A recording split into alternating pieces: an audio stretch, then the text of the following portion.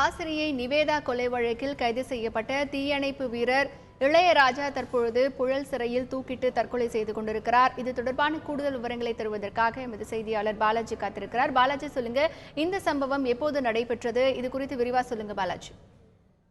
அதாவது கடந்த 8ஆம் தேதி, நேற்றுக்கு முன்தினம் 8ஆம் தேதி வந்து கோவை ஆசிரியர் நிவேதா என்பவரை வந்து இளையராஜா என்பவர் வந்து சந்தித்து இருக்கிறார் அண்ணா நகர் பகுதியில். அவர் வந்து கணபதி, கோவையிலே அதே வேலை செய்யும் கணபதி என்பவரிடம் பழக்கம் இருந்ததாகவும், அவரிடம் வந்து இவர் நிவேதா வந்து பழகக்கூடாது என்ற காரணத்தினால் வந்து இருவரிடையே வந்து பெரும் வாக்குவாதம் ஏற்பட்டது. அண்ணா நகர் பகுதியில வந்து இருப்பினும் அந்த நிவேதா என்கின்ற ஆசிரியர் வந்து கணபதியிடம் இருசக்கர வாகனத்தில் சென்று கொண்டிருக்கும் போது பின்னே தொடர்ந்து சென்று கார் மூலியமாக ஏற்றி அவரை வந்து கொலை செய்தார்.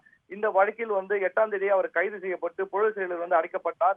இந்நிலையில் இன்று காலை முதல் அவர் உணவு எதுவும் அருந்தவில்லை என்பது அந்த புழல் சிறையில் இருக்கக்கூடிய அதிகாரிகள் வந்து தகவலாக இருக்கிறது. அவர் வந்து உணவு அருந்தாமல் இன்று காலை முதல் இருந்து வந்திருக்கிறார். இருப்பினும் அவரை வந்து கண்காணித்து வந்திருந்த நிலையில் அவர் வந்து இன்று பிற்பகல் வந்து கழிப்பறையில் உள்ள ஜன்னலில் வந்து தான் அணிந்திருந்த கைலி மூலியம் வந்து தூக்கிட்டு தற்கொலை செய்து கொண்டிருக்கிறார். தற்போது இளையராஜாவின் உடல் வந்து சென்னை ஸ்டான்லி மருத்துவமனைக்கு பிரேத பரிசோதனைக்காக அனுப்பி வைக்கப்பட்டுள்ளது. பிரேத பரிசோதனை செய்வதற்காக அவர் சென்னைக்கு வந்து அடைந்துள்ளார். புழல் காவல் நிலையம் போலீசார் வந்து இவரை வந்து இந்த வழக்கை பதிவு செய்து விசாரணை மேற்கொண்டு வரார். இந்த இளையராஜா வந்து தமிழக தீயணைப்பு துறையின் வீரராக பணியாற்றி வந்தார் குறிப்பிடத்தக்கது. ஏமா பாலாஜி, இப்போ புழல் சிறையில இளையராஜா தற்கொலை செய்து கொண்டிருக்கிறார். இது குறித்து சிறைத்துறை அதிகாரிகள் என்ன சொல்றாங்க? கண்காணிப்பு பணிகள் ஏதாவது அங்கே குறைபாடுகள் இருந்ததா? அதாவது நான் சொன்னது போல் வந்து இன்று காலை முதல் அவர் உணவு எதுவும் அருந்தவில்லை என்பது தகவலாக இருக்கிறது. இருப்பினில் வந்து இவரை வந்து கண்காணிப்பு பணி கொஞ்சம் வந்து அசாதாரண நிலையில் ஏற்பட்டதாக தான் இந்த விபத்து ஏற்பட்டதாக தெரிவிக்கப்படுகிறது.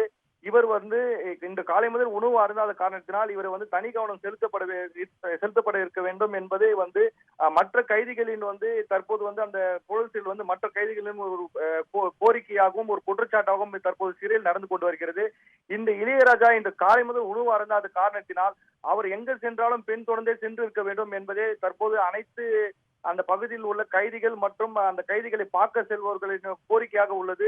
இந்த மாதிரி ஏற்படும் சமயத்தில் காவல்துறையின் வந்து முக்கியமாக வந்து கவனிப்பு பணிகளை வந்து ஈடுபட்டு வராமல் காரணத்தினால் தான் இந்த பலி ஏற்பட்டதாக தெரிவிக்கிறார்கள்.